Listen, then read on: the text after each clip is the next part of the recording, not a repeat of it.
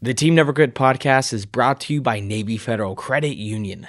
Navy Federal's new Cash Rewards Plus card will have you earning unlimited 2% cash back on every purchase. Learn more at NavyFederal.org.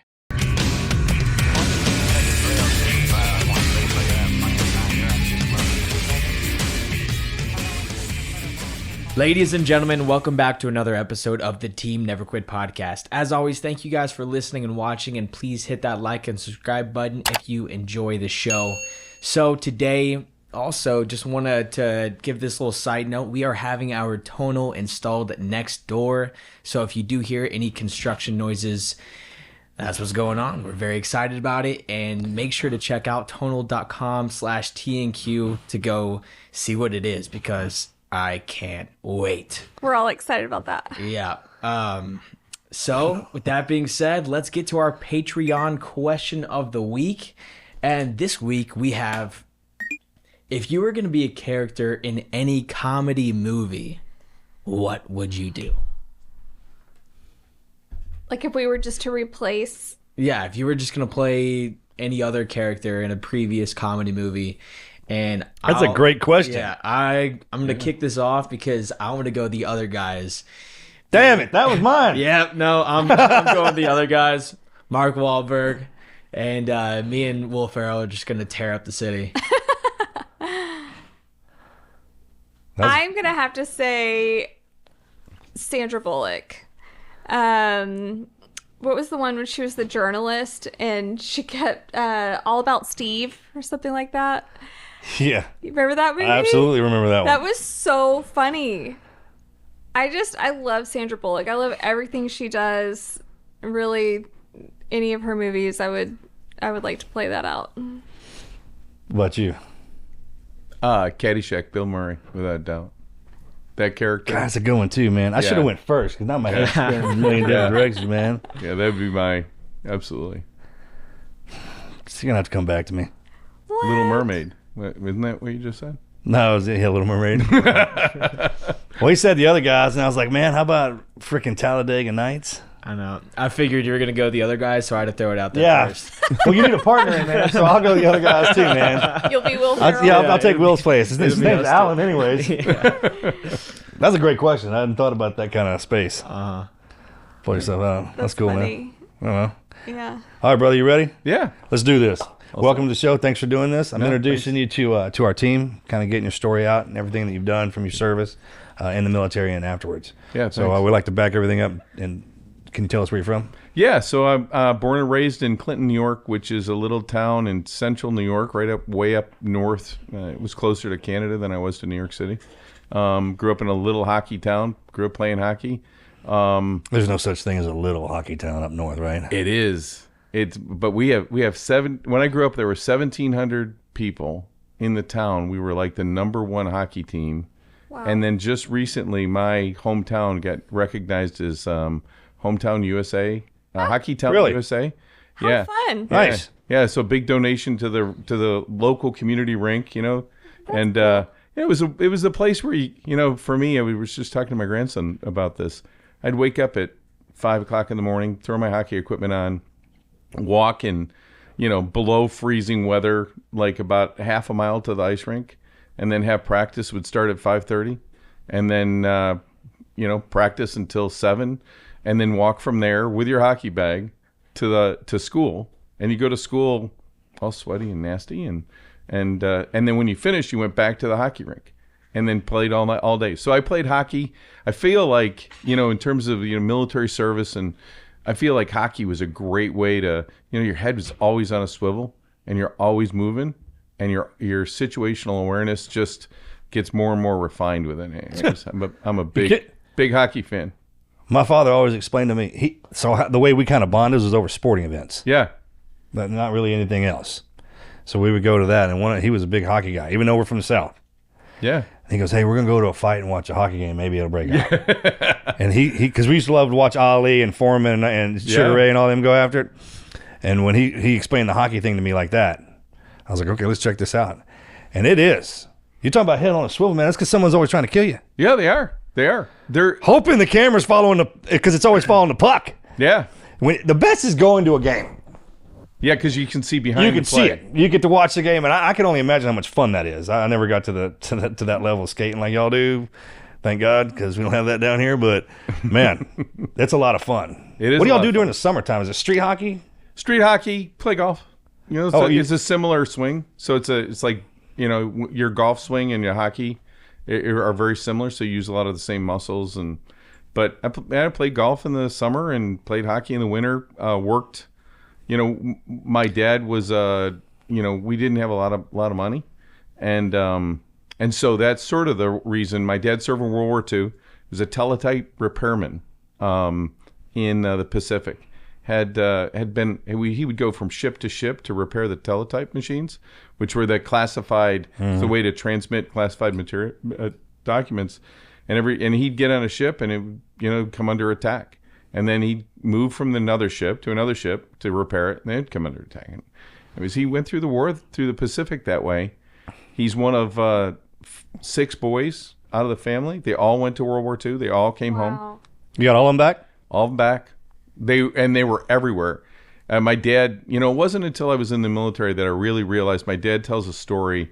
He was coming home, and he was coming home from leave. He'd spent a number of years. And he and his brother, by chance, met in the rail station in St. Louis. And his brother had just come back from Guadalcanal. Yeah, the other side. And my dad was going back. That's a God thing right there. Yeah. And so they were, but I mean, there's this, you know, I always listen to my dad's stories. Just a great guy. My brother-in-law served in the Air Force during Vietnam. So I was about 10 when he went to Vietnam. Lived through that, very supportive. Military was always a thing. I came back and I wanted to fly. I wanted to be a pilot. My mother, who was like, you know, this was in the 70s. Unemployment rate was maybe 15%. It was really bad. Yeah, when you look at it today, you go, yeah, it's nothing. My mother said, you're going to be a nurse. You're going to nursing school. I was like, just think about it today. Right? You go to your child and you say, you're going to go be a nurse. It's not like you're going to say you're going to go to business school. No, you're going to go learn a trade. Your trade is being a nurse. So I did it because my mom said, it doesn't matter what happens in this world. A nurse will always have a job. Yeah. Medicine. It's true. Medicine. Healing. Yeah. Healing, Healers. medicine. You can't replace it with technology. Technology is a tool, but you can't replace that human interaction. That's the medicine. Yeah. Oh, that's what gets overlooked. I agree. We joke about this, like all of us in the military. It's like, hey, the only time we ever get to rest is when I wake up in a hospital. I mean, that's how we know we can truly rest. Like you put out when you wake up in a hospital, and those freaking nurses, I call them ninjas. Yeah. Because they can kill you quick if they want when they're masked up. You know, the surgeons, man, they can go to work on you. But the way they talk, they all smell great. Clean in there, you feel like nothing's going to hurt you when you're in there. You know what I'm talking about? And, maybe not the cash units. No. I'm talking about in the white walled buildings. Yeah, the white buildings. You know, the heavens, where you see the white light. Oh yeah. And you feel like they're there to. That's a special type of human. No, it is, and so that's the thing is when my mom said you got to go, you're going to be a nurse. I went and did it because she told me to go do it. But when I finished, I said, okay, I want to go into the Air Force. So I needed another 4 years. I need a 4-year degree. And so what happened was, so this is sort of longer, but the thing that happened, I was getting recruited to go into the Air Force Reserve, and I was in a terrible car accident, and I amputated my left foot right at the ankle. And so these are God moments, right? I'm sure there's God moments that happen, and you go, I have no idea how any of this happened. But all these pieces of the universe all came together at that very point. And so what happened was I had amputated my foot. I was in a little hospital in central New York without a lot of technology. The doctors, my parents were there. The doctors were like, we can't save his foot. We don't have the skills. We don't have anybody with the skills to do a reattachment. And it was 2:00 in the morning. The ER doc walked out of the room, and he ran into another a guy who was walking to the parking lot, and he said, "Are you Richard Davis?" And he goes, "Yes, I am." He said, I saw a conference where you talked about reattachment surgery. what are you doing here in this hospital? He was from a big city. He goes, what are you doing in this hospital? He goes, I was visiting my mother who was in the hospital, and I'm just leaving to go to my park to the car. Will you come look at this kid? And so he looks at me, sees my foot, sees me, says, can you give me privileges to do surgery here, and let's take this kid to the OR. Next morning I woke up. Best sight I ever had in my life was woke up and I looked down and I had sheets over my legs, in bed, and there were 2 points. Mm-hmm. And they'd saved my foot. Oh my! And so I told my parents, I How said, about that? The recruiter's going to call you. Don't answer the call. Don't call him back. So this is, pre. My father would go hello, and he'd hear his voice and he'd hang up. They're ghosting this recruiter. And I went to a physical therapist, and she said, what is it that you want to do? Now this sort of shaped everything, my thoughts going forward. What is it you want to do? I said, I want to be an Air Force officer. I want to fly. She goes, okay. When do you want to do it? I said, 2 years. I'm going to go to Syracuse to school. In 2 years, I want to do this. She didn't just make me functional. She made me operational. Yeah. She was like, all right, this is what we're going to do. This is how we're going to do it. And I went to the recruiter, joined the Air Force, realized I was colorblind. No more, I couldn't fly, but I had a nursing degree. So they said, there's flight nurses in the Air Force. You can fly in the back of the plane. I was like, deal. But I joined the Air Force, never missed a PT, maxed out everything, never missed a thing. And wow. Just have a little bit of a foot drop. So I would have guys like, I don't know if you remember Randy Nance. He was one of the guys in the Care Coalition that we would take care of. And Randy was an amputee, and he had his other leg was limb salvage. And I could talk to him and say, hey, Randy, let me tell you about limb salvage. Let me tell you what we do. And I would just tell you today, if I had the same thing happen today with the technology on prosthetics, I'd probably elect to amputate my foot. I hear that from all the guys. Yeah. In the beginning, they do. Remember when we first got back, all the guys were having 30, 80, 35, 40, 50 surgeries just to try to say something. Now they're just like, hey, take that sucker and give me that one. Yeah, I want that one. Yeah. I see the technology today for the guys who have got the BKAs, and I'm like, I'd do that in a second. I'm pretty attached to my foot now, and I'm okay. Yeah, don't get me wrong. I love all this. I'm not. Yeah. Yeah. But back in the day, it wasn't an option. But that was a God moment. Had that not happened, I would never have been able to continue on. In my opinion, I wouldn't have been able to join the military, obviously, and do the things that I did. But I was inspired, and so the focus was, what's the drive? The drive is I want to serve. And so anyways, that's a little bit from where it started out with where you're from. But did you stay in touch with that doctor? I did. He passed away about 15 years ago. But I did. The other person that I stayed in touch with all the way through my career, and she passed away just recently too, is my physical therapist. Oh wow. If not for her, I would tell people, surgeons are great. That physical therapist is going to make you or break you. Mm-hmm. And so I have the deepest respect for them. But I mean, it shaped, that whole experience shaped the rest of everything that I've done, honestly, after that. Wow. Yeah. That's crazy. Yeah. You can't appreciate those people till you have to get in there with them. You can't even go hang out with them and appreciate them. Yeah. Until you wind up on that table.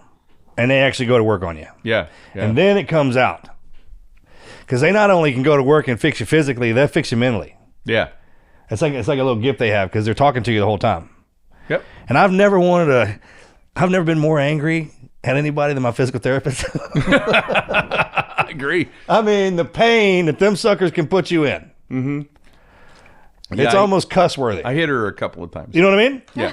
I mean, that's why they got those traps on those just tables. Reacting to Can't help it. How much it hurt. But I mean, she knew how far to go, and but I don't have full use of it, but I got pretty good use of it. Oh my gosh, that's crazy. Yeah. So when you went in, was that post Vietnam?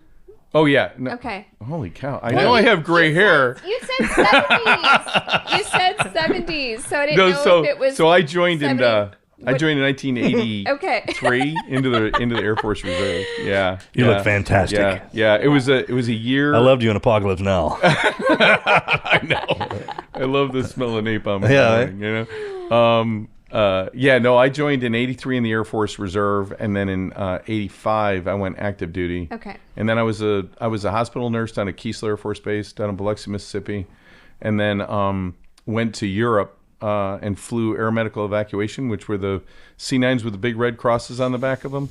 Back in the day, they've gotten rid of them, but I flew all over Europe, the Middle East, hostage releases out of Damascus, Syria, to Desert Shield Storm, Liberia. If there was a crisis, we were involved in it. I had up to my elbows. Flew. I think it's probably one of the bigger loads, but 158 patients out of from Rhein-Main, Germany, to the United States on Christmas Eve during Desert Shield Storm. Oh my gosh. 25 litters, 5 ventilators. It was packed. I had guys.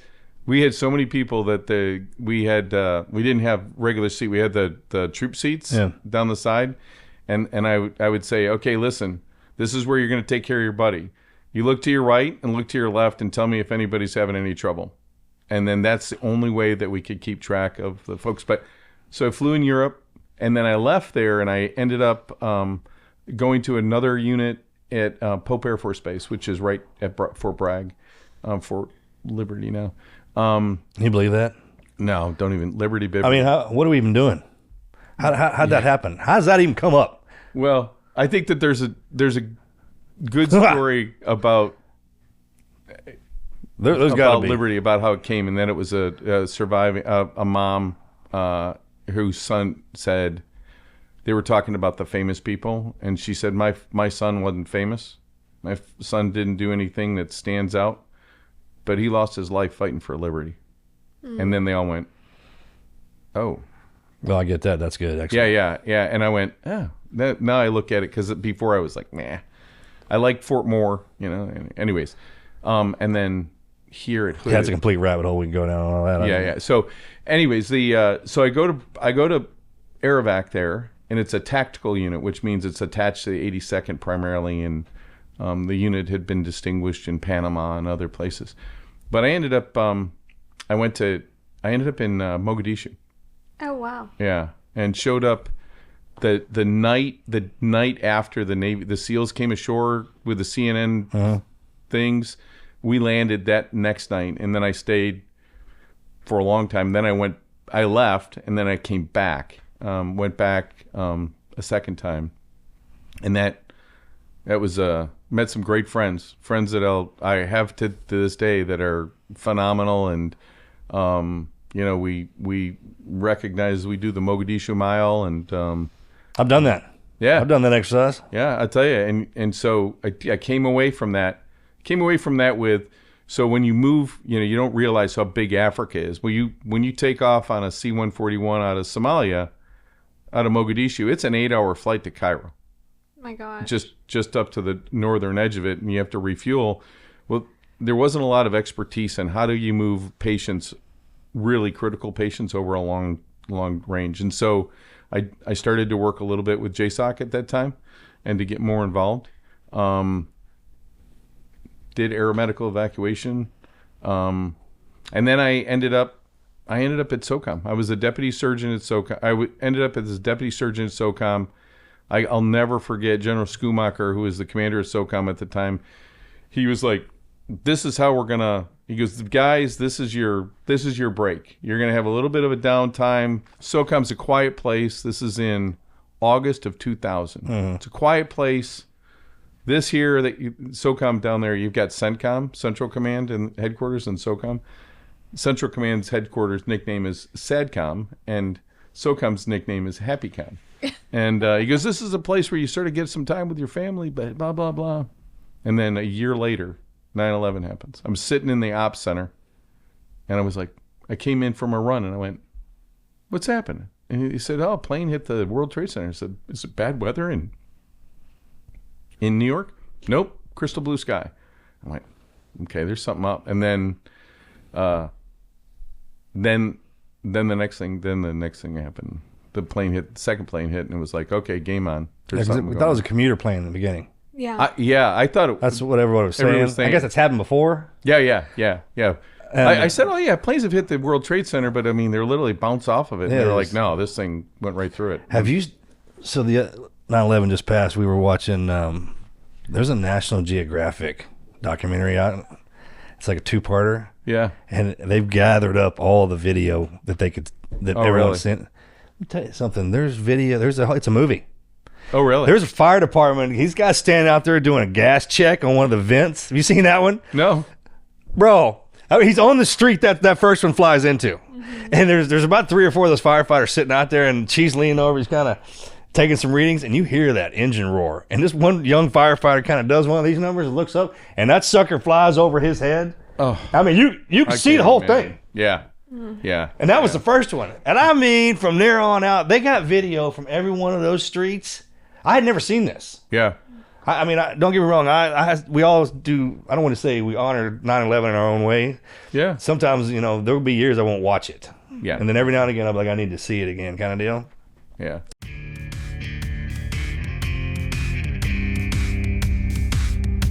With Robinhood Gold, you don't need a silver spoon to eat up the financial favors of the 1%. Robinhood Gold allows others to get the same rates and perks usually reserved for the high society. But now, the resourceful individual with Robinhood Gold can earn the very liberal rate of 4.5% APY on uninvested cash, receive unlimited 1% deposit bonuses, and be rewarded with a handsome 3% retirement boost on an IRA account. Robinhood Gold provides the privileges of a high net worth for any net worth. These generous benefits are now available for only $5 per month. And the new gold standard is here with Robinhood Gold. Sign up at robinhood.com/gold. Terms apply. For product-specific disclosures, visit robinhood.com/gold. Investing involves risk. Rates may change, and gold membership is offered by Robinhood Gold, LLC.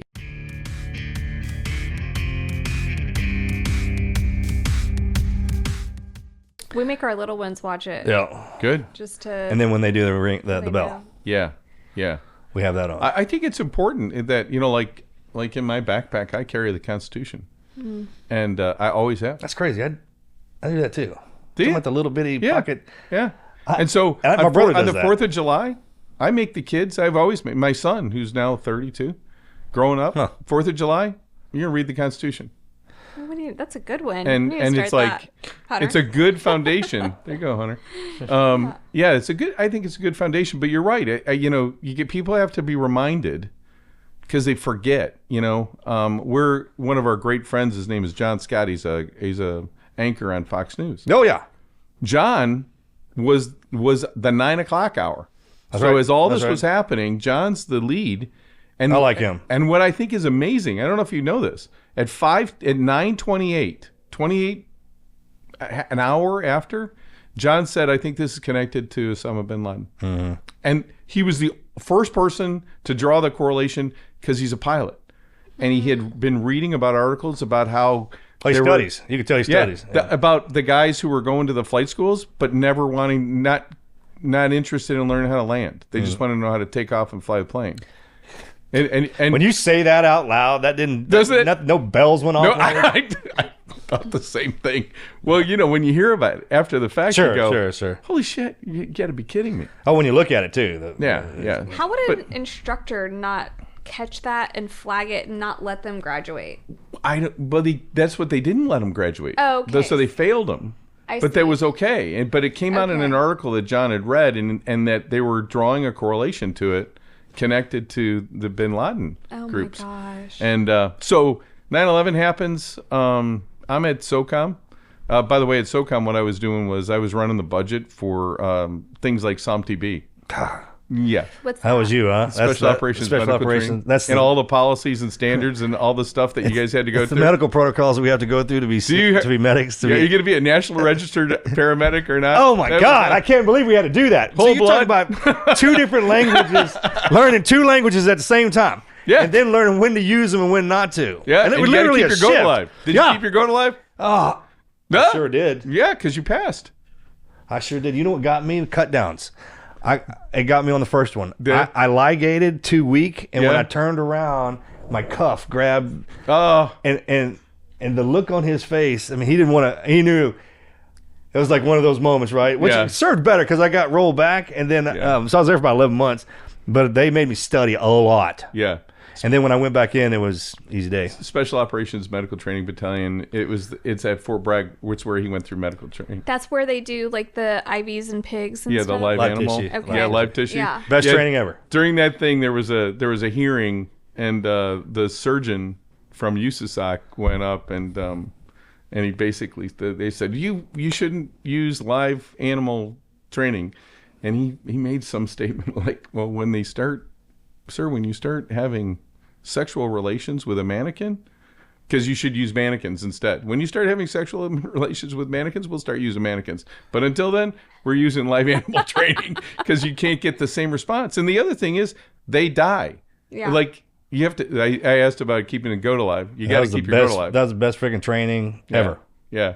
Your goat But dies. every time I had to work on a human, it was actually easier. Yeah. Yeah. It was actually easier dealing with a human than it was dealing with those situations, especially the ones that you put us in. Yeah. Because I was there right when it was going down. Yeah. And I mean, that training ramped up, Yeah. and the You're instructors. talking about 18 Delta though, right? Yeah. Yeah, Well, yeah. 18 Delta, SEAL Corpsman. Yeah, all the same Yeah. thing. Ranger Medic. That's when we mixed for the all first of them. time. You did. It's That's where when we you mixed the bring them first all time. together. That was Yeah. the whole goal was Yeah. to get. And then in 9/11, one of the things, or after 9/11, once we started to really bring people together, it was how are the kits the same so that when the SEAL Corpsman's on the 47, That's right. with a SOAR medic, with a Ranger, and with a PJ, that all their kits are packed the same, so that if you're not functional, they can grab your bag and they know where all the stuff is. I wish I was as Remember fast that? as I was. Of course, I remember that. That was the best training. Marcus has an impeccable memory Yeah. about stuff like that. That Yeah. was the most incredible time of my life too. Yeah, I had more fun being up there at Vietnam with the mix when they mixed us together Yeah. Oh, it's across the board. When everyone was in there and you're trying to feel everyone and trying to feel each other because we're brand new. yeah. I mean, every now and then we had a couple of triple tab guys that were in there with us. You know, they were older. They were Yeah, like, oh, yeah. look at this guy. They had mustaches. You know, they were grown. Yeah. Like 25. And none of us had seen a lick of combat, right? Since smoking eat you. And, Yeah. but they'd have now. Oh, yeah. Yeah. But Well, matter of fact, most of the PJs from my class are dead. yeah. Really? Cunningham was in, Jason Yeah. Plight. I went through with all them guys. Really? Did you? Yes, sir. Senior? I sure did. What Yeah, year all did them. you go through? 2000. Okay. April is when I graduated. Yeah, that would have been it. Yeah. So I was at SOCOM, was doing that. 9/11 happened. We, got attached to SOCCENT, with the team. We built the medical response plan for the invasion for Afghanistan, SOFS piece of it, special operations piece of it, and then became the deputy surgeon, and You had a great career. had the Air Force go, okay, they called me, this lieutenant that I had met, that I had served with at Keesler. We didn't get along then. We never get along. And she says, we're the same rank. She goes, Lieutenant Colonel Lorraine, you need to get reassigned. And I said, hey, Kathy, how are you? For those of y'all that don't know the lingo, that they call you by your rank and they're the same rank, that's a Yeah. that's a shot. Yeah. And I said, hey, Kathy, how are you? We are here to talk about you. I said, okay, well. She goes, you have to move. And I now, so I'm a deputy surgeon at a unified command. I've got multiple deployments through JSOC and the other pieces. And then I get her telling me I got to leave. And I got to leave because I have to go back to the Air Force. I said, sure.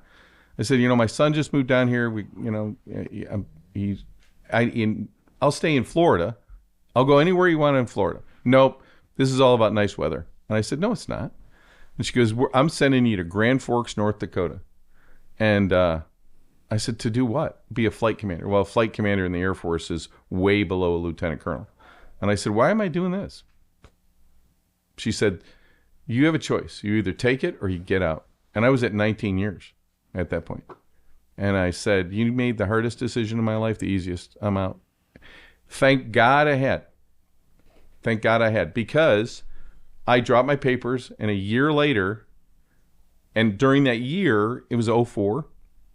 And during that year, we were having so many wounded that were coming back through the system so quickly that SOCOM couldn't keep track of them. None of the components could keep track of them. And the issue was happening with the families, was morale, was that guy'd get wounded, come back through the airvac system that was moving pretty quick, and then they'd end up in Germany, and somebody'd hand them a cell phone and say, here, call your family. And they call their family and say, hey, just so you know, I'm in Germany and I lost my leg, or I've been wounded. Now the family's getting notified. The command has no idea that it even happened. And the families are like, what is wrong with you guys? So General Brown says, this has got to stop. We need to know where everybody is. The other thing that was happening was guys were coming through the system so fast, and then they'd get pushed over to the services to figure out what to do with them. And the services were just kicking them out. And so there was no retention. There was no focus on, my thing was that you had to do things on your own terms, right? So General Brown says, we're going to start this thing. I want to keep track of all the wounded. And I was right at the point of retirement. And so I was part of this group that was putting this idea together. And I went into the group and I said, hey, I'm out of the group. You guys take care of it from here. And they went, why are you doing this? No, you've got to be part of this. I said, no, I'm applying for the job. So what ended up happening was they came up with the idea. I retired on Friday, and I came back to SOCOM on Monday and founded the Care Coalition. Wow. Which I said, this job, everything in my life has led me to do this job better. It's hard to look at it like that. Someone had to point that out to me. Like all that up to that Friday was training for your Monday. Yeah, exactly. And I when they said it to me like that, I was like, okay, that makes the pain okay then. Because it's just like that was just a full-on 20 years of training. Yeah. To step into what you built. Because you created. Not a lot of people do that. They rotate out and go right back in, which is great. I think that's how it should be. No. We didn't have that in the beginning. It was like we didn't have any of that. No, there was no structure. And I thought we were great at medicine. In Afghanistan, when the guys, getting the medicine on them, that part was, we locked that down. The survival rate went through the roof. That was probably the problem. Yeah. As we got real good at saving lives. And then, how about that? No. Well, and then I think it was so we looked at it, I looked at it from the inherent value. Like, what do you want to do, right? So, I had a kid, he was a paraplegic, I want to say kid, he's a soldier, Green Beret, paraplegic. He was not handling it well, did not want to get out. He wasn't ready. And his name's Donovan. And so connected Donovan to Southeastern Guide Dogs and got him a dog to open the door. Best organization ever. Yeah, open the doors. I said, tell Bobby Newman, I said, can you train a dog to and that open man the door? too, yeah. And he goes, yeah. I said, this sure kid, can. He just needs to, I know, yeah. I sure can. Game on, right? And so what happened was, what happened with this kid was he had tactical ability. He just couldn't run, but he had his mind. He was like he was with it. Sent him out to work with drone guys. And he was they would sit, the drone pilots would fly, the ISR would have everything up. And then what he served was he'd sit in the air-conditioned room, very controlled. He could be in his wheelchair. He communicated with the guys on the ground. And he was like, you want to move, you want to pan left. Everything's going to happen left. And then but the point was, he then served out a whole bunch of time. I think he served out another 8 years, and he retired on his own. He said, I'm out on my own terms. I think probably a lot of jobs were created out of necessity for that. Yeah. For our guys that got injured, couldn't pull the weight on the one line, but they could absolutely do something like that. Yeah. They had their brain. They had their mind. And one of the things that I realized, I was a hockey player, golfer, When I amputated my foot, I realized you can take all my limbs, but if I have my mind, I can still function. Yeah. And Best that weapon was ever. it was sort of a different pivot, that. We had a guy on the podcast last year, Toby Gutridge. He's British SF. Okay. Oh, dude. Complete paraplegic. Yeah. He got hit in the... Got hit in the spinal Really? Okay. cord, like on the back of his neck. Yeah. C4 or Motivating son of a something. gun, though. Yeah. He said the same thing you just said. It made me think of him. It was driving him crazy in the hospital because he couldn't move at all. There's nothing Can't he imagine. could move. But he had his mind, and his mind is just racing all these thoughts. And before he went into the military, he was not an academic person at all. He described himself as like a rowdy kid and just wanted to do something physically. But all that was taken from him. Yeah. So when he got hurt and he's just laying in the hospital, he's like, I have to do something with my mind. Right. So he ended up getting his master's degree. And he now runs like different organizations for, some of them are for other people that have been severely wounded or whatever, of how they can actually get back out and like do things physically. But when you have your mind, you can do anything. You can. And I think that's what's important, that, to the point of, everything you did Monday through Friday prepares you for the following Monday, right? Is that the experiences that you have make you stronger. And I think if there was more of we look at things from that way, I went through a lot of shit. Somebody says, I went through a lot of shit, and I went through saw things I should never have done. So how does that make you better? Don't look at it from I'm disabled. Yeah. How does it make you better? And most of the time people will go, yeah, you're right. I am a better person because of that. Or anyway, so all these experiences led me to found the Care Coalition. That's and awesome. had support from General Brown, Admiral Olson, and Joe McGuire. God, those three. Those guys are Three kings, man. Yeah, I tell you. And just a great group of people who are very supportive. And I have, to this day, I stay in touch with most of the guys that and ladies that came through the program. But I mean, it breaks my heart. I'll tell you, the guy who broke my heart more than anybody. Two guys, Joe Cap and Mike Day. Mike Day broke my heart, and I was such great friends. And Mike kept distancing, moving further and further, and I was like, "Oh, this isn't good." And we tend to. I tried to, go to people and say, you gotta, but you just don't understand. We'll talk a little bit about America's Warrior Partnership later, but I mean, suicide's a focus of our program, which is, but I mean but getting to come talk to you, we talked about Ivan Castro. There's a whole, you talked about Chad. I haven't seen Chad in a little while, but we message back and forth. Fleming? Yeah. He's great. Is he doing good? Superman. Can't bring him down. That fucker's wired, boy.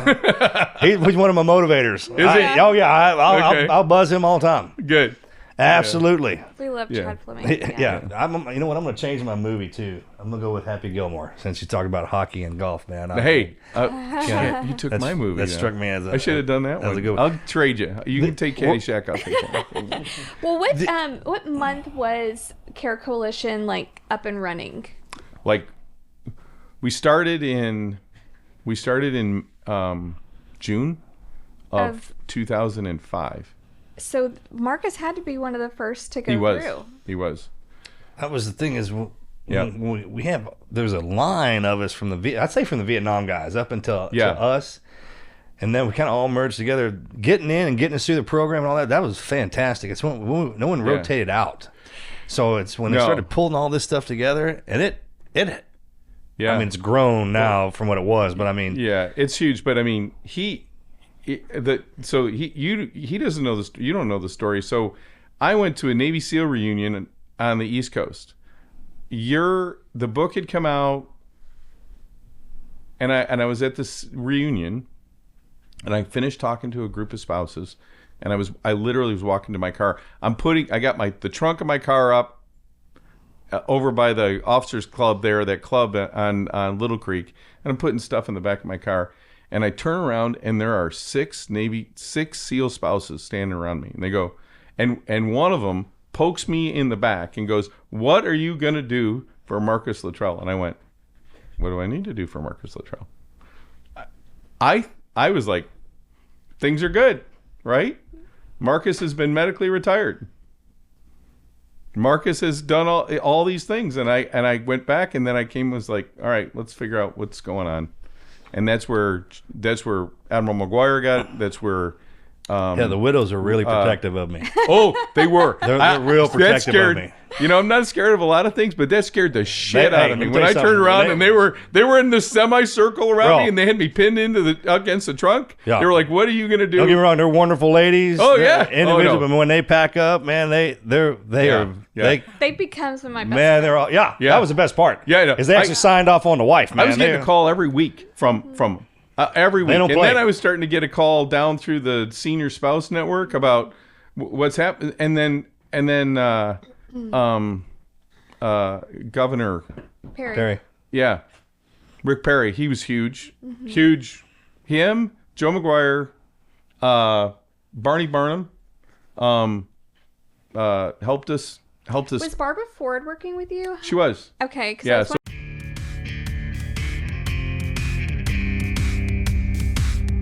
Do you ever feel confident about how an event's going to turn out? Something like a big election, an economic announcement, or anything like that.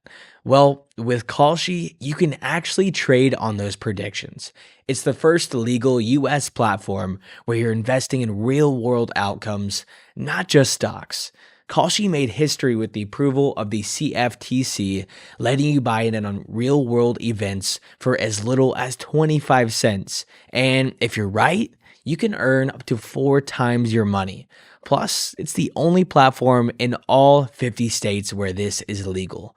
So put your money where your mouth is and sign up using our link, kalshi.com/TNQ, and the first 500 traders who deposit $100 will get a $20 free credit. Again, that is kalshi.com/TNQ. KALSHI.com/TNQ. We'll see you there.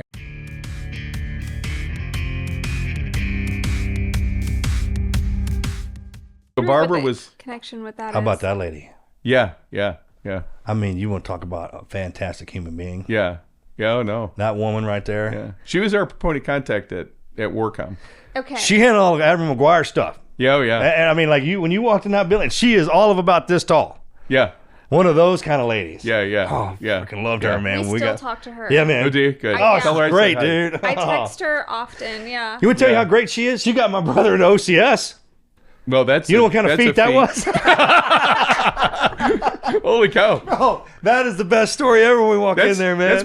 That's more difficult than making. God fire, bless that woman. Creating fire, but So the Care Coalition was, it was personal. So I'm a stalker on social media. I don't post a lot, but I watch.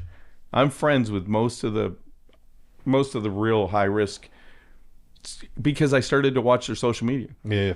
And to watch what they were posting, what was happening, how they doing, and then I would come in and go, "Hey, what are we doing? Have you heard from so and so?"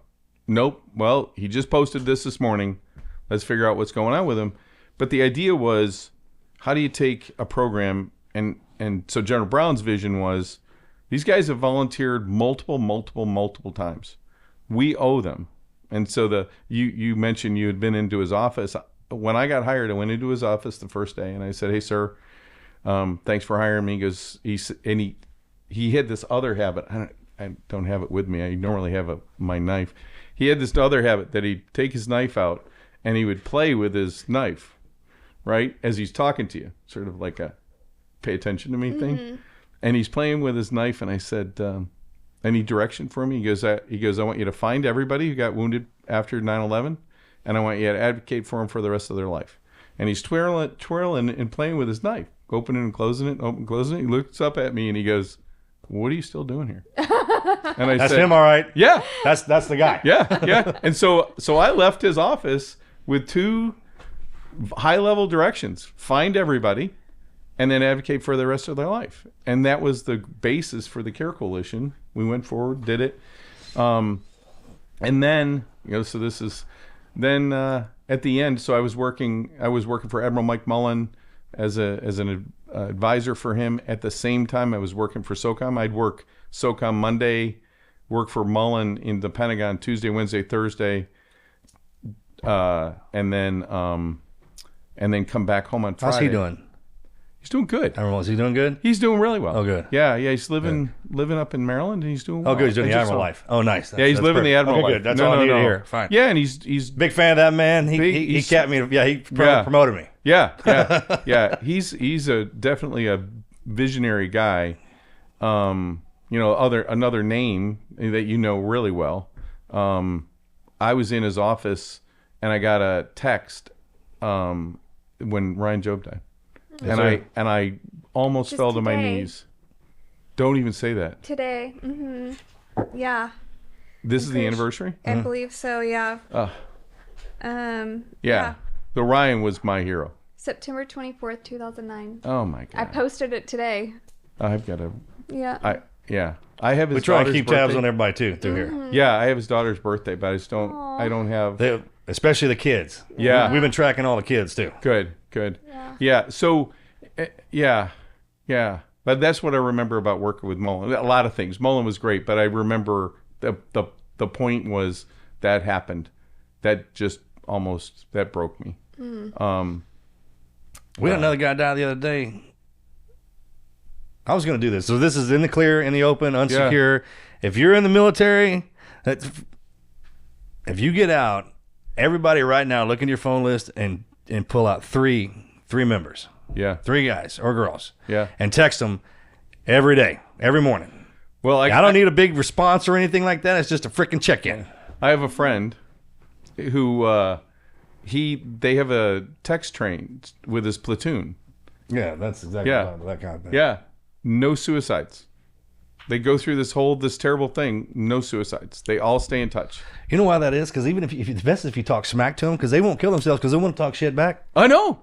Well, they won't die like that. That's what he tells me. They'll come back and be like, "Hey, man." He tells me that all they do is most of the 90% of the 95% of the chatter is just talking shit about each other. Just talking smack, man. And then you can sense when somebody's not doing well, and then it's all of a sudden on them. We're on it. What's up? It's an attack. Yeah. You can sense that. Like you're surrounded by SEAL spouses right there. And they can pick that up in the wind. Yeah. That's what you have to do. How do you do? It's like, attack them. Yeah. Hit them. Like, everyone go at that one if you know that they're having a problem, because then they won't have time to think about anything else. Yeah. And then the retaliation in itself motivates you to do your thing. I have a question about that, though, because I know that y'all do kind of feed off of this, like, negative, talking shit to each other. Well, if you like somebody, you're going to talk shit to them. If you don't like them, you're going to talk shit. Yeah, you're not going to say. It's going to be different. Well, but or you won't talk to them at all. But I feel like there's a point when someone is so down the depressed rabbit hole that if they get shit talked to, it's like it brings them deeper. But I think at that point, you're not shit talking. You're now focused on. That's different. We know that. The whole tone changes. It changes. Everything changes. So how, like, at that point, when they're that far down this rabbit hole of, like, being super, super depressed, how do you help them? It's number one, I think it's relationship, right? It's build a relationship, connect with them. I'm a big believer in hope. I think hope is a powerful drug. And so if you say to somebody, and I think this is why we were successful at the Care Coalition, was if you say to somebody, I have your back, no matter what happens to you, we're going to get through this, and you're going to get through this. But I'm here with you, and we're going to go through this. Mm-hmm. And so one of the things, like when I talk to and help vets, I'll say, where do you want to be in 5 years? Well, if they can't tell me where they want to be in 5 years, and they can only tell me where they want to be tomorrow, that is a huge red flag for me. It's like, okay, you can't even see far enough out in your life to just get by tomorrow. Let's talk about this. What's going on? What is it? Now I run America's Warrior Partnership, and in the last 9 months, we've screened almost 2,300 veterans in the last 9 months that were high risk. 15% of those screened had suicidal ideations or attempts within the last 30 days. So we're talking about north of 300 had either thoughts of taking their life or had attempted to take their life. And then what we do is we then say, okay, you're at risk. How do we get you connected? Where are you in your life? What friends do you have? What we find is, what's shocking is, of those 15%, 94% of those people didn't come to us looking for mental or behavioral health. They had financial issues. They had relationship issues. They had job issues. They were so frustrated with the bureaucracy of the VA and how to get through it that they're at their wit's end and they're absolutely hopeless. They're like, nobody gives a shit. Mm-hmm. And so, I think the biggest thing you can do is give a shit. And I think that too much, I was talking to somebody the other day and I said, one of the things about I'm biased towards action. Yeah, I am not going to sit back and watch something. I'm going to take action. And I said, today's generation is, hey, somebody's getting their head pummeled in. Ooh, let me take a video. No, I'd be like, and I know you'd be the same way, and everybody in this room would be the same way. You'd be in trying to help that person, not sitting back going, hey, let's take that video. Right? And I think there's a culture of that there is where passivity is okay. Passively standing back and not getting involved is okay. And when it comes to suicide, to your point, you got to charge in. You got to charge in. I have your back. There's a solution. There's a way forward. Nothing is worth it. I heard it said one time that when they get into that position, when you're in the room with the streets and they're always taking stuff, it's like, that's actually your old life completely dying. And it's almost dead. Yeah. So what I would do, and I have the means to do this, is I'd snatch them from their element. Yeah. From their reality. Yeah. Completely remove them from and bring them somewhere else and let them get a focus on what life's like. Because you can get in there into that darkness and just stay there. Yeah. But the minute you remove them from that and don't give them the opportunity, it's just like that old life dying. We've done that to literally a couple of his friends. I'll snatch your ass out of the house so fast. He's been like, can I bring someone here? And they'll be here for months. And we're just detoxing them and whatever it takes. Yeah, and I would just, you're a medic, so you understand it. I mean, there's a difference between us. Like, that calls to me. Yeah. When that happens, man, there's something inside of me that says, hey, this is what we do. Yeah, and so for us, we'll America's Warrior Partnership. So real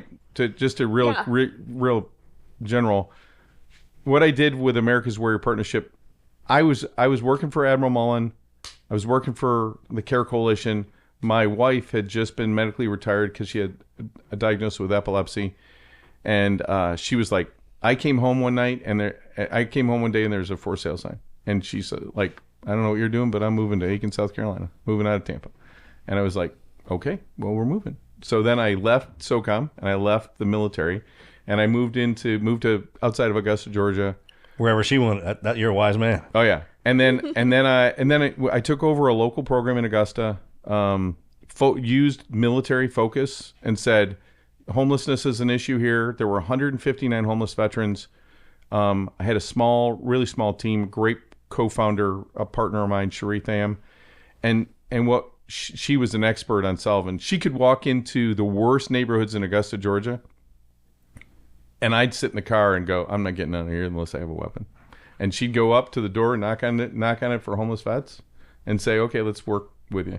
But we went from 159 homeless veterans down to 7 in 18 months. Wow. Because of her. And our approach, which is go find the vets, connect, educate them about opportunities they have to improve their quality of life, advocate for them when they hit a roadblock, and work with everybody. And don't be selfish. Work with everybody and own the relationship. Don't own the service, right? Yeah. And so we do that, and we bring folks together. So I did that in Augusta. That became America's Warrior Partnership as we grew across the country. But our focus is, how do we build a relationship with the veterans before there's a crisis, right? And how do we get there? And that's part of when veterans call us. So when you have somebody, and you go, listen, I'm not sure what you just come to America's Warrior Partnership is the care coalition for the nation. You guys know what the care coalition is, so I can use that. But really, it's how do I connect the needs of the veteran to the resources that are available, and how do I keep people? The other thing that General Schumacher used to say is don't confuse enthusiasm with capability, right? And I'll tell you a story about a guy. So Chris Kyle came. So in Augusta, outside of Augusta, is a big Savannah River nuclear site. Big nuclear site. Department of Energy snipers, security. They're some of the best in the world. And Chris came out to talk to him to a thing. And I had known him, and we met in Augusta. The last bar fight I ever got in, last one I've ever been in, was with Chris. In the Marriott in Augusta, Georgia. Good for you. Oh, yeah. No. It was well, you know him well enough that I was... Firefight? No. A bar fight. Bar fight. That's back in the day when you could still get into those. What? Yeah. Well, I was... Yeah. Freaking fun. Yeah. It was the, we were sitting at this high top bar. We're drinking Maker's Mark on the rocks. And I see all this big group of white uniforms coming down the stairs. Well, the Navy had a dining in at this hotel. And I looked at Chris. I said, please don't get in a fight here. Please don't get in a fight. And Roger that. We're getting in a fight. Yeah. And he goes, no, it's okay. It's okay. Well, they were really inebriated, and there was an ensign that came up and he was talking to us, and anyways, he goes over behind me, and Chris is sitting like this, and I see Chris doing this, looking around my head, and I go, don't do it. Don't, I don't know what you're looking at, but look right here. We're not getting involved. He goes, no, that family over, that guy and his son are picking on that ensign. And what's Chris do? He gets up, pats me on the side. He goes, you get the old guy. I got the young guy. I went, oh, no, this is not good. Yeah. So anyways, that's Chris. The reason I bring him up, we talked that night. We talked, and he was like, I'm taking guys out to the range. And I said, you're a great sniper. You suck as a mental health professional. Mm-hmm. I said, please tell me that you're going to take these guys and you get them evaluated first, get a good baseline, and be safe going to the range with them. And he goes, yeah, but I'm okay. I said, no, you got to promise me. And then, a month later, it was terrible. The reason for that story is there's a lot of people who try to do what they can do, but they don't have the background and expertise to handle it. And what we offer as America's Warrior Partnership is a group of social workers that are freaking experts at this. Oh yeah. And for anybody who, if you're a veteran and you need something, contact America's Warrior Partnership. If you're an organization and you want to serve vets, become a partner. We'll refer people to you all the time, all over the country. That's how you have to explain it to us too. Like, hey, there's an actual unit that handles what you're looking for. Yeah, there is. In a the unit. civilian, that's what we've created. Yeah, there's units now in the civilian world that are run by us that are designed to do that for us. We've got programs like we have Alaska Warrior Partnership. It's the whole state of Alaska. It's in partnership with the state director of Veteran Services up there. But if you're a vet in Alaska, go to Alaska Warrior Partnership. We have the Navajo Nation of Arizona, New Mexico, and Utah. Navajo Nation, it's a travesty that the number of veterans that live within that nation that aren't getting the services that they've earned. It's not entitled. Why is they've that? earned it. It's a different nation. That's my point. Is that because they went back in? Yeah, they went back in to live in the nation. Check. Yeah, God, I wish that wasn't that way anymore. I know. Man, I wish that wasn't that way. Well, and one of our best buddies, he was off the res, and there's a separation. Yeah. I mean, that's a fact. That's not a truth. That's just it is what it is, man. So is it government funded or is it nonprofit? It's nonprofit. We have a federal grant to help do some of our suicide work. Our job is to go find veterans, go build a relationship, and get them connected if they need it. 85% of the veterans or more that we can come in contact don't need help. They want to help. Check. They just don't know where to help. And so what we do then is refer them to organizations like, hey, you're interested in running and recognizing surviving, the surviving families. Here, there's a Special Operations Warrior Foundation. Yeah. A lot of guys there's won't the check Ranger in. Lead the Way Fund. There's the Navy SEAL Foundation. A lot of guys get home and go check in. Like Yeah. the VFWs were designed for that, I think. Oh, yeah. No. They were designed for us. I mean, Yeah. back in the day when they were at a bar and a bowling alley, where else would you want to hang out with all your boys, right? Yeah. And the Lions Club, I believe, is for us. From the World War II guys. Didn't they Yeah, start there or American something? Legions. And the Legions, yeah. The So, I Lions, mean, it's they're already in guys. place, man. It just kind of like we're either It is. upgrading it, everything. I think we're getting more virtual, but I mean, my dad came home from World War II. I told you the story about my dad. My dad came home. He went into the car business. His clients were members of the VFW and the American Legion. Yeah, so exactly. The guys who gave him loans for his business came out of the American At least Legion. you know where everyone's at. You do. And At least everyone's checked in. If something hits the fan and I need to recall every one of my badasses in town, how do I do that? Yeah. Oh, no. How do you revamp? Can you partner with the VFWs and like revamp them to where they fit more of this generation? Well, I this generation isn't really a club kind of group, right? It's not really. I feel like they kind of. Do you think it is? I feel like they are. Do you think it's virtual? I think they're well. There's a split between the guys Weird, that right? were We're a bunch. I think that there's a split between the older guys, like the guys that went in pre 9/11 but stayed through. Oh, yeah, that's a great way to say it. We want our own thing. Well, You know how veterans are, man. They're like, Well, that's hold how- on now, that was y'all's thing. The Vietnam boys, that's y'all's. Yeah. And the Storms and the Shields kind of have their own deal. They're connected. Yep. And then GWATs, we kind of want our own little deal. I like think that's what Marcus- we've run into, man. I feel like a lot of guys, Marcus's generation, like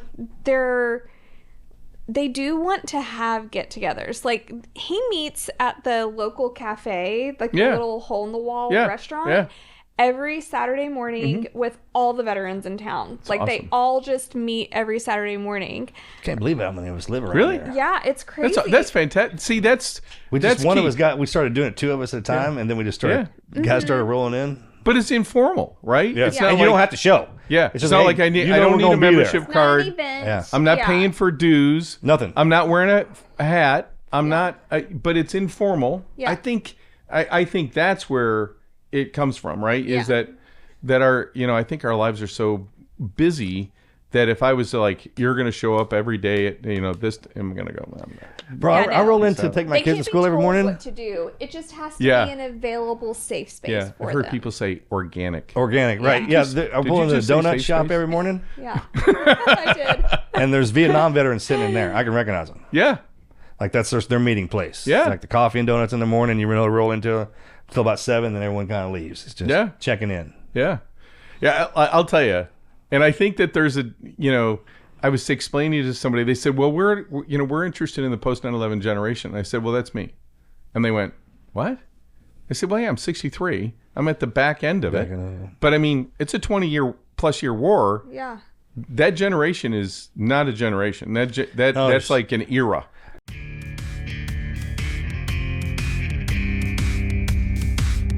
If you know me, you know I'm always on the hunt to improve my golf game. Getting more distance, hitting straighter, farther, you name it, I'm trying to get better at it.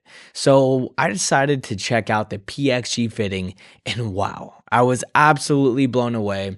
I tried everything from the Gen 7 irons to the Black Ops woods and everything in between. But what I really fell in love with the most was the Gen 7 irons. I was adding some serious yardage and it had crazy forgiveness. And I wasn't really expecting that, but I walked out of that place absolutely feeling so happy with myself. But the one thing that stuck out to me the most was just the location itself. The staff couldn't have been better. They were friendly, helpful, insightful. They just knew everything about the game of golf, and I walked out feeling really good. So it's time to upgrade your bag with PXG clubs and take advantage of this game and take it to a whole new level. For a limited time, you can save $10 per club if you head on over to pxg.com/TNQ, and don't forget to use the code TNQ.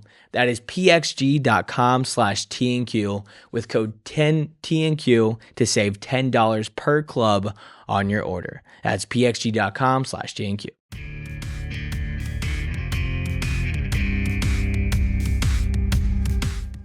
Yeah. You know, There's almost 3 because there's granddads, dads, and grandsons that have fought. oh yeah, Father, son, and grandfather. yeah. You run into them. Hey, my son was in the same place that I was in 03. I mean, how about that? He was there. He got wounded. What, 19? Yeah, 19. He was 19.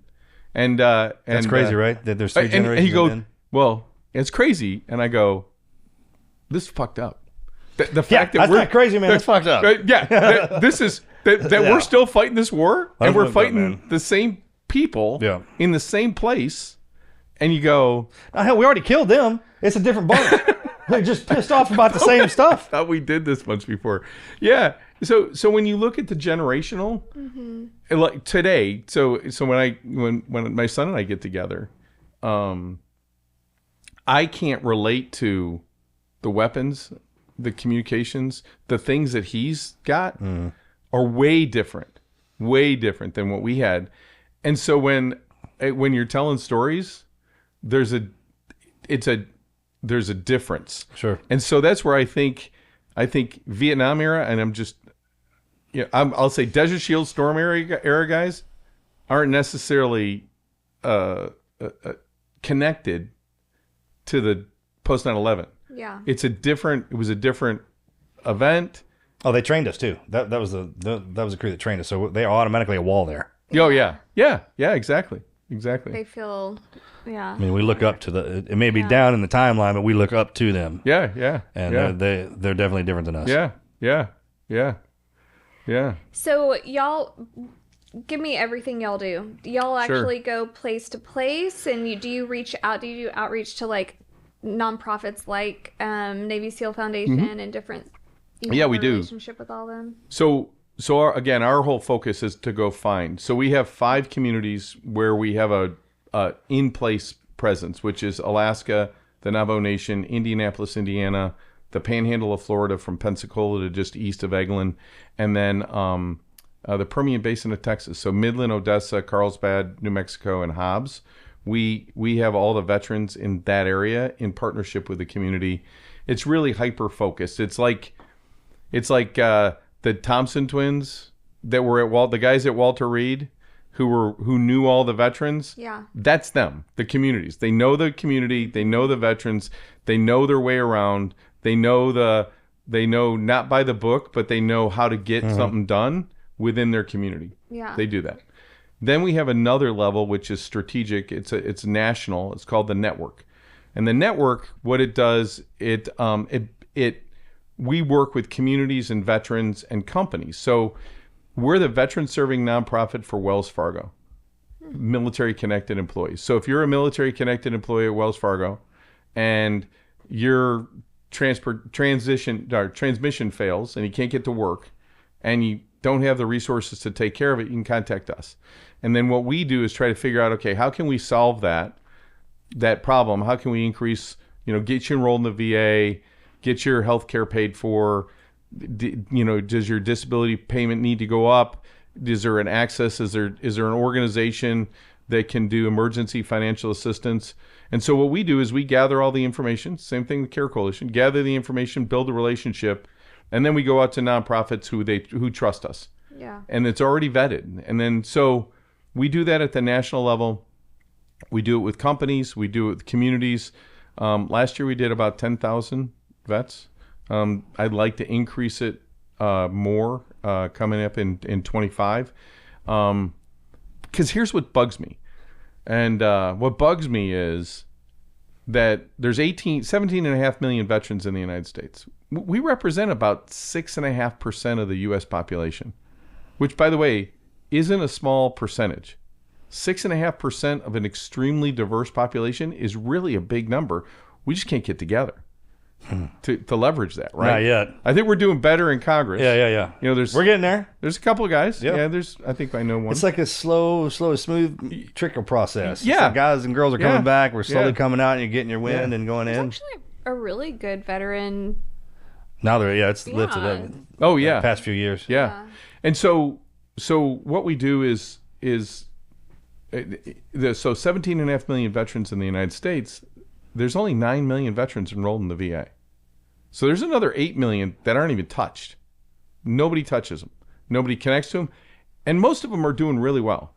What does it mean when you're enrolled in the VA? Okay, this is something that I have a little bone to pick with. Yeah. I married Marcus after he was out. Yeah. And I did not come from a military family. I knew nothing. I knew he had an advocate, but I didn't know what that meant or anything, and nothing was explained to me. So when we got married, I was paying for private insurance. Yeah. I signed him up on my private insurance. No one told me he had TRICARE. No one told me that I had... Right. That you have TRICARE. I could have had TRICARE. I knew nothing. Really? And nothing. Okay, yeah. Literally nothing. Yeah. So we got married in 2010. It was 2018 when we all had to go to the hospital for the flu. Y'all got It was sick. like the whole family got hugely sick. So you're the guys who started COVID. No, exactly. Yeah. So, and our deductibles weren't met, and our bills were just huge. And I was complaining about it to a friend that's a SEAL wife, and she said, "Why aren't you on TRICARE?" And I was like, "I married Marcus when I got after he was out," and she goes, "That doesn't matter." And I said, "No one told me that. I don't know how to do that. Yeah. I wasn't on DEERS. I wasn't on anything." So fast forward, I go through all the paperwork, I do it all, but I'm like, why isn't there some sort of communication that, like, I don't even know what enrolled in the VA means. Are you enrolled in the VA? Yeah. I have no idea. Yeah, and so there's two types of enrollment. There's Veterans Benefit Administration and the Veterans Healthcare Administration. Okay. Healthcare, you get your healthcare benefits, you get a VA disability claim benefits, your disability stuff, GI Bills under that, others. You can be signed up for both or one or the other. Okay. So enrolled in the VA, when I say enrolled in the VA, the 9 million, that's in healthcare. Okay. There's I think about 5 million that are enrolled for benefits. Okay. And so it's a little bit different. But to your dilemma that you had, had you called America's Warrior Partnership and said, "Hey, I just married a veteran. What do I do?" Yeah. We would have a person. So this is the other piece about America's Warrior Partnership. A person is going to talk to you, a human who's in the United States, who's a vet, who's going to say, "Oh, well, here, let me tell you, Mel, this is what you do. Are you enrolled with this? No. Do you have this? No. How about this? Okay, here's where you go. Here's what you do. Here's how it goes. Let us know." And then you're going to get a message within about 2 days that says, "Hey, are you all set? Or do you need more?" And if you come back and go, "No, I'm not set," then we'll come back to you. And then we'll keep that relationship going and help you navigate it. Yeah. And then connect you to the smart people. Do you have, as your organization, like, this is everything available to veterans? So, no. That list is so exhaustively long. Okay. And so complex that it, you can go to Google. Yeah. But even Google's like a rabbit hole that it you is. don't And even... you go to the VA and you get, do I qualify? Well, if you served during this time and you were over here and then you could do this. What I find is, in this, how we started our corporate work was that I went up to UBS, which is a big bank up in New York. They had 58 new veterans that they were just hiring into the firm. Nobody had less than a baccalaureate degree. Probably 30% were academy grads. They were all going to work on Wall Street. And my job was to tell them about the resources that were available to them. And I was like, which are like, it's, 58 people, all these choices. How do you connect the two? And I put up my phone number and I said, "That's my cell phone number. If you need something, text me." And then I did tell them about resources that were available, but I said, there's so many variables in your life that I can't tell you what should match because there's so many options. So what happened was, I thought out of these 58, I might get 6 text messages. I got 39. Wow. I'm struggling with post-traumatic stress and I'm afraid to tell my employer. I have no idea what to do. How do I navigate, and what do you do? Took care of them. I want to volunteer, but I don't want to waste my time. I want something that has good return and makes an impact. Who can I go to? I need to pay my GI Bill, and get my GI Bill payment for my last semester. Can you help me? From one end to the spectrum to the other. We helped him navigate it. I hate to say that there's not one place. Yeah. But it's really, with Marcus mixing the VA, medically retired, TRICARE benefits, what happens at 65? You're an old man now. How old are you now? It's almost 50. his birthday. He'll be 50 next year. 50. Holy cow. Yeah. So, but yeah, then you have TRICARE for life. So you have TRICARE for the rest of your life. I know and it that rolls now. in. You know how it works now. Yeah. So if you have a question, you can call. Yeah. And that's what I would encourage. I just have a question. How do I navigate this system? What am I eligible for? And then we'll provide you with the resources where you can find it, and then differentiate what it's the veterans world is such a complex world that it's really hard to say unless you know the person, your background. Yeah. So tell me a little bit about yourself. What's going on in your life? What's the service? What would and then connect all the dots. Does that make sense? So one more question, and this is something I get asked often, and I don't really know how to help, is I'll get private messages on Instagram or whatever saying my boyfriend or my husband is not doing well, is suicidal, and I need him to go somewhere now. Okay. Well, I know of all of these organizations that will do retreat-based therapies and that kind of stuff, but you have to sign up and schedule it, and it's months away and all of that. This is a critical crisis. Other than the hotline, which they've already tried, and now they're reaching out to me, I have no idea. Yeah. And I feel horrible for saying that. Do they call you? They can contact us. There's another group that if they come to us, they go to them. If we're not able to pick it up, it's called Vets for Warriors. Is another group that does peer 24/7 peer. It's a great place to talk. If you wake up at 2:00 in the morning and you go, I just need to talk to somebody, you can call, and there's a vet that picks up the line, and they just have a conversation, and they're not trying to rush you off the phone or anything. In terms of what you're talking about and the number of places that people can go to get service, there's the crisis piece, right? So you want to get somebody out of crisis so that they don't hurt themselves or others.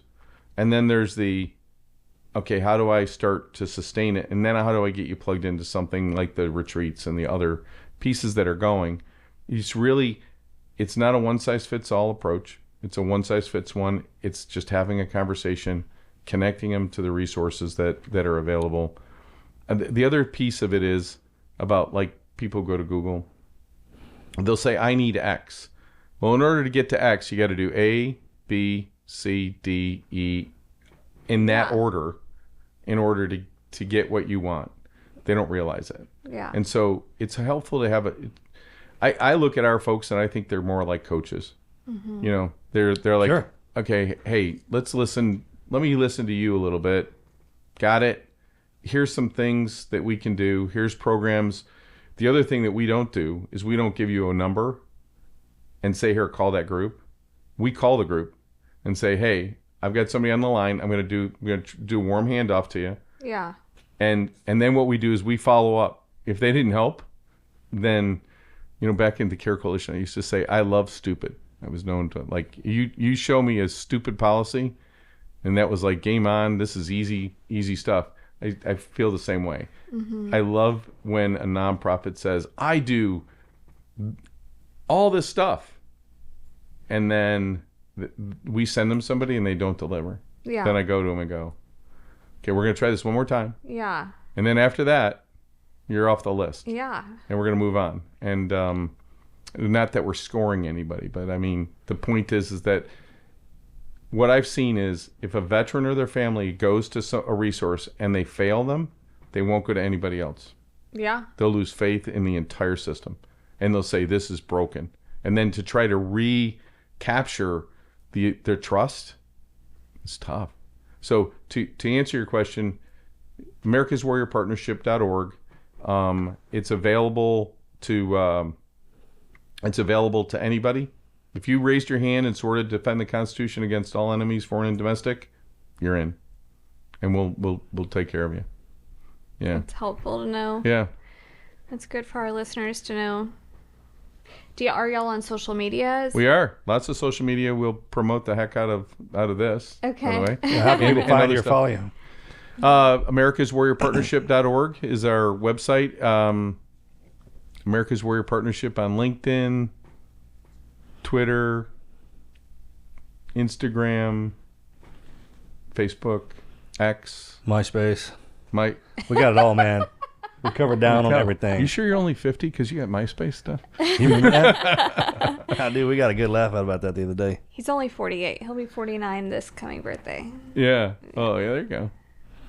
Yeah. Next year I'll be 50. Yeah. But we're on social media. Follow us.